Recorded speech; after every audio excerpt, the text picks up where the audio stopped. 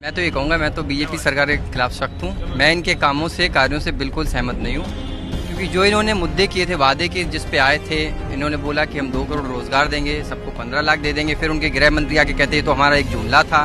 फिर इसके बाद में ये कहते हैं कि हमारी देश विदेशी नीति बहुत अच्छी हो रही। क्या अच्छी हो रही है? ऑस्ट्रेलिया ने हमारे स्टूडेंट्स को लेने से मना कर दिया।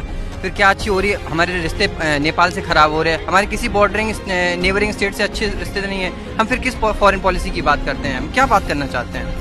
और फिर अगर यहाँ पे भी ले लें, मणिपुर जल रहा है, क्या आप किए उसमें अभी तक? कोई कुछ इश्यू, उसका हल नहीं निकाल पा रहे हैं आप। महंगाई के बारे में आप बात करते, 30 रुपये 35 रुपये पेट्रोल देंगे, क्या हुआ उसका? कुछ नहीं हुआ।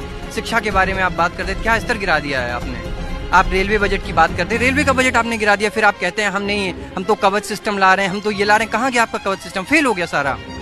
भ्रष्ट लोगों के यहाँ आपके हेमंत बिश्व शर्मा, उसको आप चीफ मिनिस्टर बना के बिठाए हैं। किस पे आरोप नहीं लगे? फिर आप उसको अपनी पार्टी में ले लेते हैं। यही आपने बंगाल में किया, यही आपने यूपी में किया, हर जगह आप यही करते हैं। जहाँ पे आपकी पार्टी में आ जाए तो दूध का धुला हो जाता है, अगर कोई अपोजिशन पार्टी में चला जाए तो बेईमान हो गया। अभी क्या है, लोग क्या है कि जो न्यूज़ आते हैं, शॉर्ट्स आते हैं इस पे, यूट्यूब पे या इंस्टाग्राम पे या फिर कहीं पे, तो लोग उसमें चले जाते हैं। उसका अगर डिटेल एनालिसिस करेंगे तो मुझे लगता है वो भी, उनकी भी आंखें खुल जाएंगी कि रियलिटी क्या है, इसमें हमें जीना चाहिए, सच्चाई में।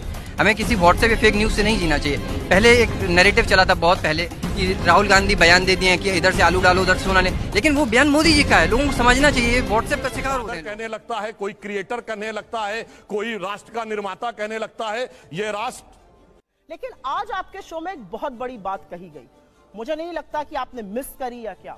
यहां पर इस देश के एक सांसद ने, जिन्होंने संविधान की शपथ ली है, इन्होंने 1947 की आजादी को ही नगण्य कर दिया और गांधी पर ही सवाल उठा दिया कि कोई अपने आप को राष्ट्रपिता कहता है। राष्ट्रपिता अपने आप को महात्मा गांधी ने नहीं कहा था, राष्ट्रपिता की उपाधि उन्हें सुभाष चंद्र बोस ने दी थी, ये याद रखिएगा आप।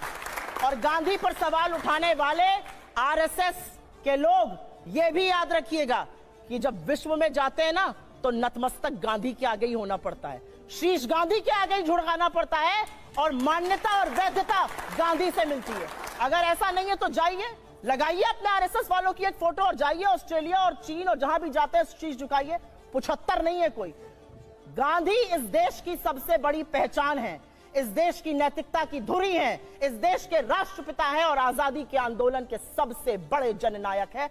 आप महात्मा गांधी को एक सांसद होने के बाद इस तरह की बात कहेंगे? आप 1947 की आजादी को, बिल्कुल हमारी सनातनी परंपरा है, बिल्कुल हमारा 5000 साल का सिविलाइजेशन है, लेकिन यह भी सच है कि 200 साल ब्रिटिश हुकूमत के बाद हमें आजादी 1947 में मिली थी, और जो भी उसको नगण्य करता है उसको कोई हक नहीं है पार्लियामेंट में रहने का। आपको माफी मांगनी चाहिए इन लोगों से सबसे पहले।